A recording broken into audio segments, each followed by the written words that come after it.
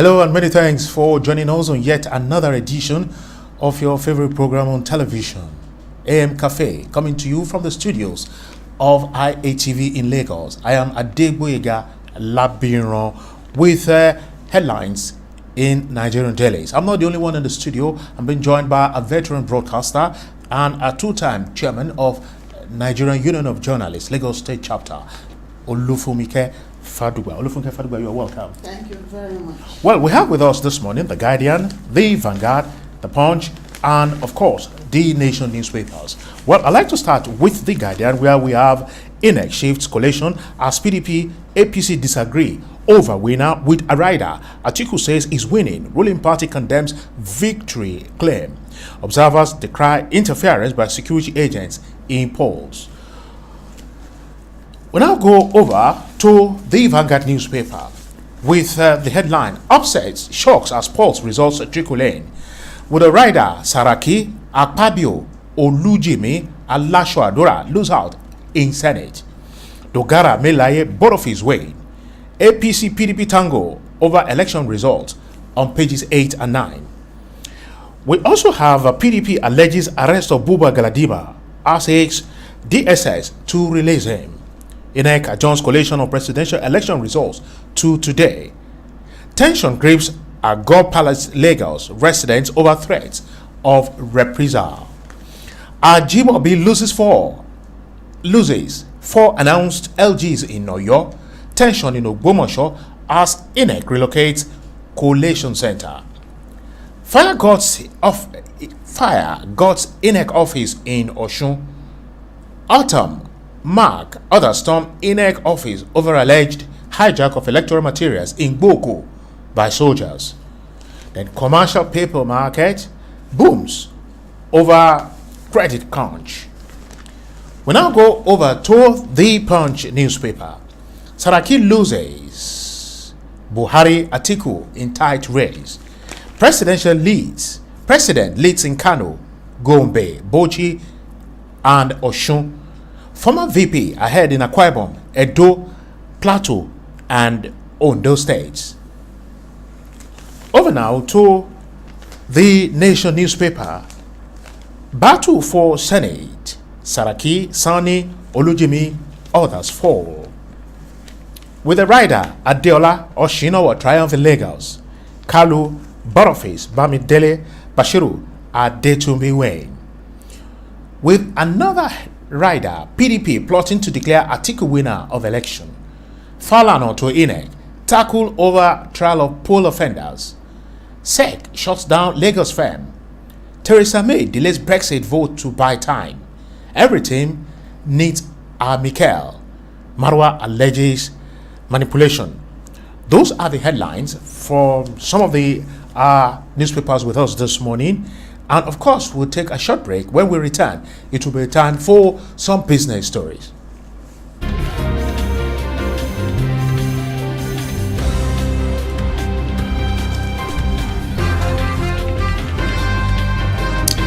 Welcome back from the break. We'll now go to some business stories from the Guardian newspaper. Index falls by 0.61% as election fears weigh in.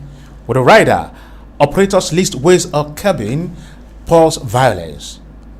Currency dealers raise the alarm over alleged fake $100 bills from India. And now to the Nation newspaper, the business segment of the newspaper. Production today, financial markets await election results. NAICAM, insurance penetration in Nigeria, others abysmal.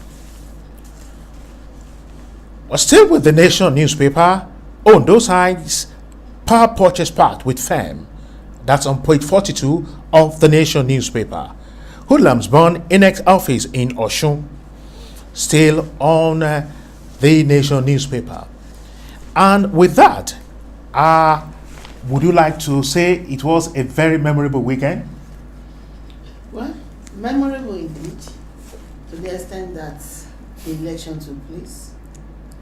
Memorable to the point that 72 hours after, we are still awaiting results.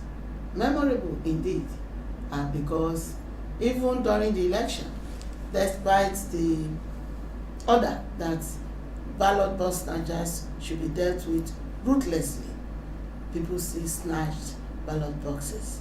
And you were wondering, where were those that were put on duty? Suppose they were not even on duty, what would have happened? Then you want to look at it, that in some areas too, ballot papers, election materials did not arrive on time. And you wonder if INEC had planned 4 years for this election.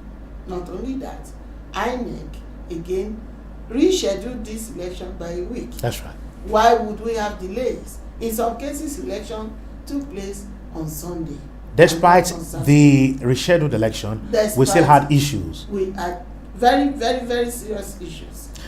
Now, I want us to go to the newspapers. Some prominent politicians are not going back to the Senate. Yeah, it's normal.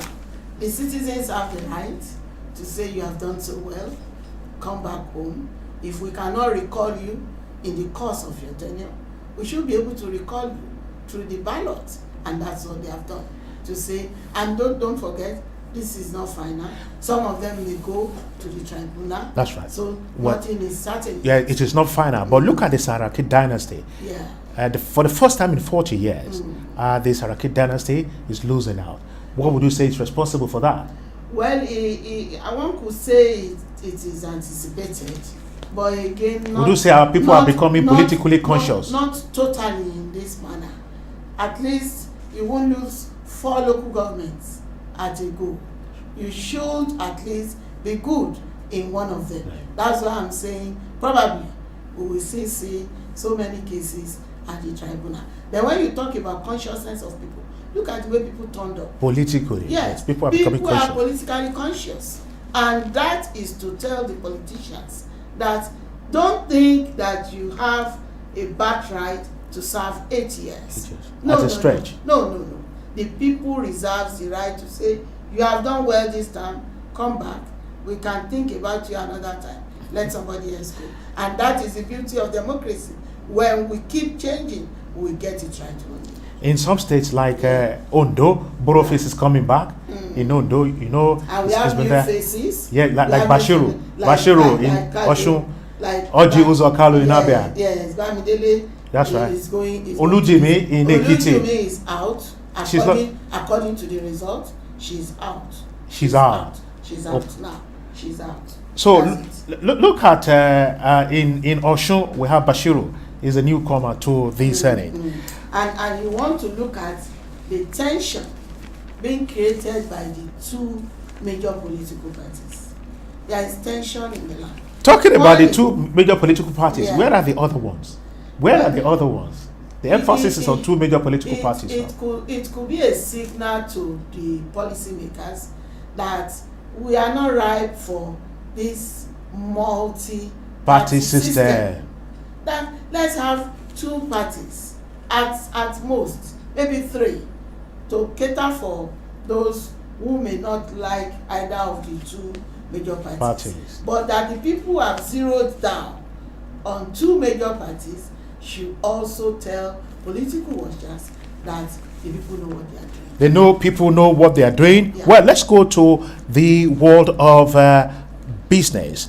Well, Ondo signs power purchase part with firm. I want to announce to you over the weekend there were issues with special reference to power supply in some parts of Lagos, despite I'm sure it wouldn't be a Lagos affair. Yes, of course. So, but in this case, Ondo signs power purchase part with firm, hoping that one of these days they will get over these power issues. It's not just signing part with a firm that is the issue, but connecting to the national grid. The national grid is where power generated is supplied. So even if you sign a pact, it has to be tidy, it has to be well regulated, it has to go, except we properly deregulate. Unlike the telecom industry, the power sector is not as deregulated as the telecom system. Well, still talking about deregulation, you remember the oil and gas sector. Yeah. Kerosene has been fully deregulated, diesel has been fully deregulated, even LPG, the cooking gas, yes. but not petrol. has not been fully deregulated. And that essentially explains the reason why kerosene is still more expensive than even the petrol. The government, I'm sure those in politics, they are using the PMS. That's right. For a purpose. They are using So there is a political angle to it. There is a political undertone as to why PMS has also not been deregulated. But if they could regulate it, then there won't be the need for subsidy. And you know what this subsidy has been over the years, more than a decade. We have been shouting, and even it was thought that coming into power of the outgoing government, the issue of subsidy would have overcome it. But alas, it's there. It is there. Well, there is this story coming from the Nation newspaper on page 19. Financial markets await election results. Investors are hanging on to their money. The result is key, and that is why INEC should resume today and ensure that it throws out the result. I wonder why it's taking so long. There were an 11 o'clock time has been scheduled, for the continuation. We hope from 11 there won't be a stop at any point. What you are saying is it possible to have the results today? Why not, if not? The presidential results. What is the big deal about it when all the local governments, all the polling units, they have the results? What does it take? Why must somebody go through the rivers or waters to bring results to Abuja?